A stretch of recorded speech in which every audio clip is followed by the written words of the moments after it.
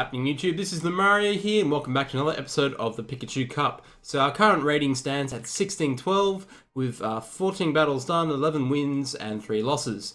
So today's episode will start off with a 1533 rated opponent. Team consisting of Ampharos, Heliolisk, Rotom Heat, Pikachu, Galvantula, and Stunfisk.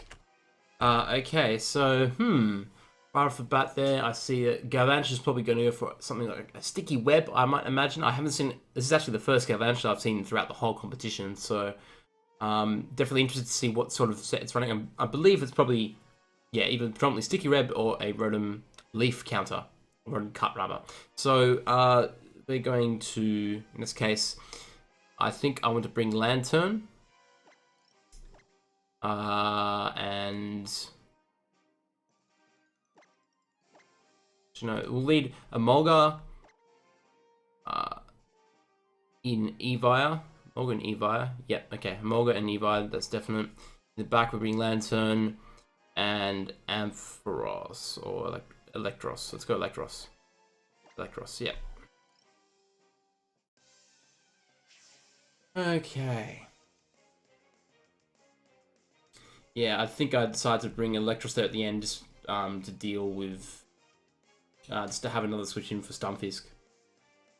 So I find that, yeah, up against Stunfisk, having something that can counter it and having two Levitate or flying users in any shape or form, in this case Emolga and Electros, will probably go lengthways to helping me.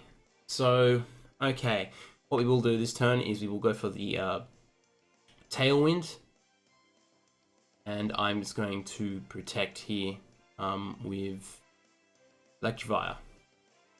So Tailwind Protect. Next turn, this would probably allow me to go for something akin to probably say a Helping Hand Earthquake, or I could go for Helping Hand Rock Slide to get, and that would actually get rid of Galvantula as well. And there's a Rotom Heat switch in there at all. Will not take the incoming Earthquake well at all.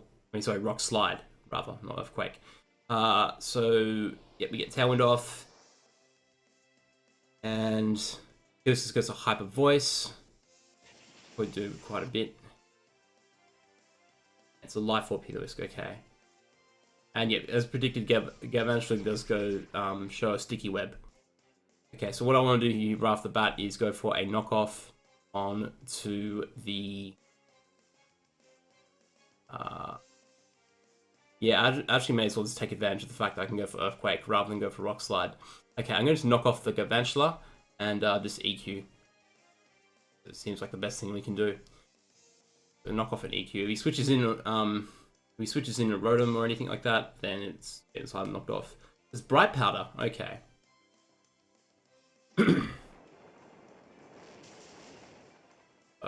And we just barely miss out on the KO on Galvantula. So I think he's going for a Bug Buzz, maybe. Yeah, Bug Buzz. We do. Yeah, it hits like a truck. Okay, so okay,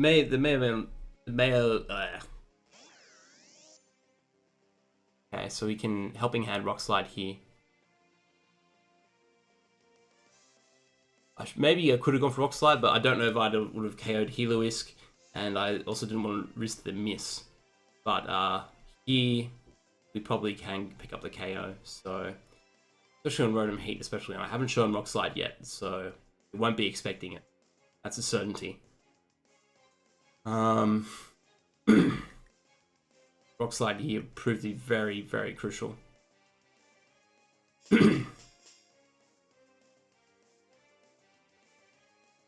So we definitely KO Galvantula. I wonder if we'll KO Rotom Heat. I want to know. Rotom, what was Rotom do? He's probably going to go for Overheat onto the... Yeah, onto the Electivire slot. But for the most part, Electivire has done a lot of work. So now, for the rest of the battle, he'll be left with a -2 Rotom Heat.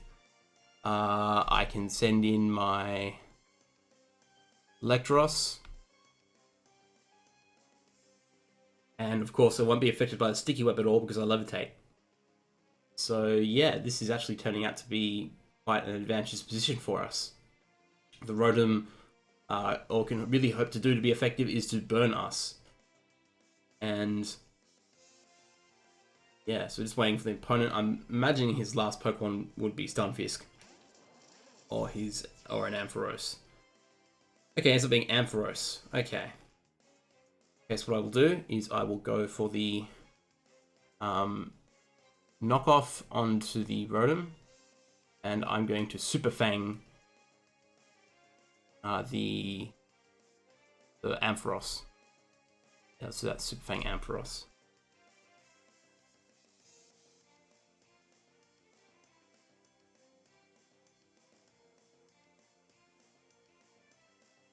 So not sure what the opponent's trying to do here. Super Fang will obviously get Ampharos down to half health, which will make life a little bit easier. Knock off just to get the remove Rotom. It's a Chesterberry. Okay, that's good to know actually. That means if he goes for rest, he won't be pulling off Resto Chesto. He goes for Will-O-Wisp here. Yeah, as I would have expected, because his Rotom Heat can't do a lot more. As Ampharos goes for Agility. Okay, this is kind of concerning. Although I believe I'm still faster than Ampharos after the Tailwind. If Tailwind, even outside of Tailwind, I don't think Tailwind is round. I don't think Tailwind ran out. No. Okay. In that case, I have to. I'm just gonna try and get as much damage as I can on.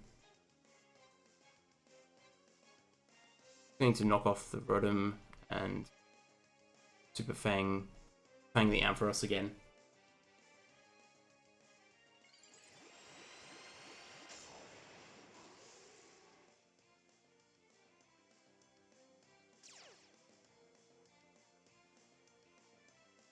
Goes for Dragon Pulse onto the... Yeah, it outspeeds me. Okay, goes for, yeah, KOs and Mulga. Okay, that's fine. And now he goes for Overheat, but we avoid Overheat, and we go for Super Fang. Super Fang gets it down to half health, and now, and in Lantern. So we should be able to take a hit from Ampharos quite easily.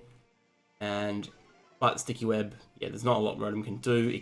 Best thing he can do is just burn the Lantern. So we're going to go for just double up onto Ampharos, Scald and a Flamethrower. I think all we can really do actually when it comes to doing damage. Scald and Flamethrower. Ampharos goes to Thunderbolt.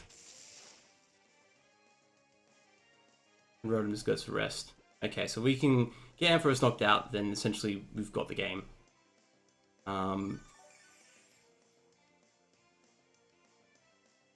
Flamethrower. We get the burn, okay, so that pretty much guarantees us the KO.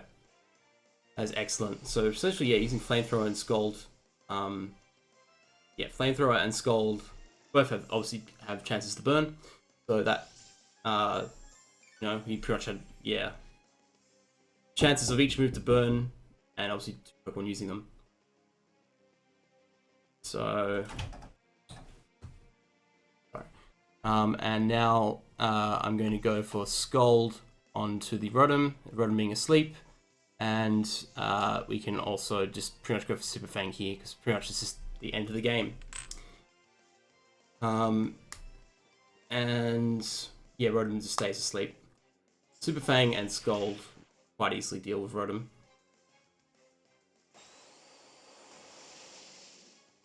And that's the end of game 1. So yeah, we take that as a 2-0, yeah, 2-0. So yeah, now we will begin searching for a second opponent. Guys, we are back trying to find a second battle. As you can see, our rating stands at 1625 with 12 wins and 3 losses. So we get a 1619 rated player from Japan. Their team consists of Pikachu, Heliolisk, Rotom Heat, Lantern, Ampharos and Emolga. Okay, so I'm guessing his leads are going to be Emolga and Pikachu. So I'm going to lead Emolga as well. I'm also going to lead Electivire as well. Electivire and Emolga. In the back, we will have Electros and Lantern, I think. Electros and Lantern.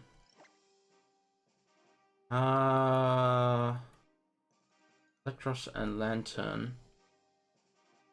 Yeah, I'm gonna bring Lantern in the. Yeah, I don't see anything that stops me from bringing Lantern, so let's bring Lantern. And that. Yep. Okay.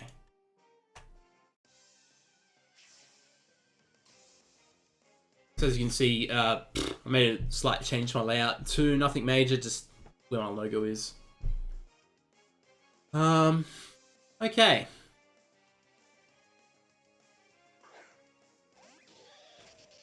So we lead off Electivire Moga.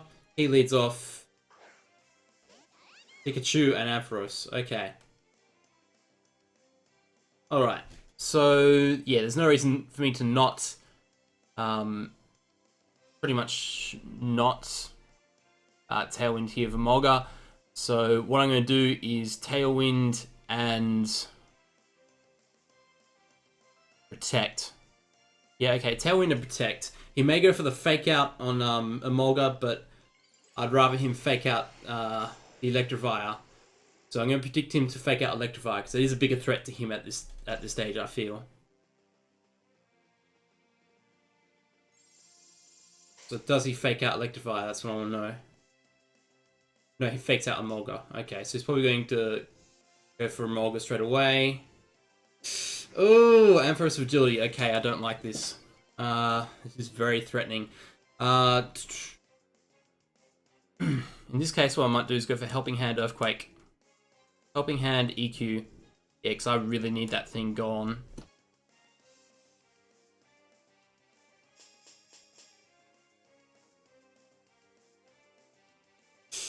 Uh-oh. Pikachu also has Helping Hand. Hidden Power? Yep, Hidden Power Grounds. Uh-oh. This is not good at all. Oh! We live! That is clutch! That is clutch! That is very, very clutch. Oh, and his... Ay, his Ampharos just tanked it. That's nuts. Okay, so I'm in a lot of trouble here.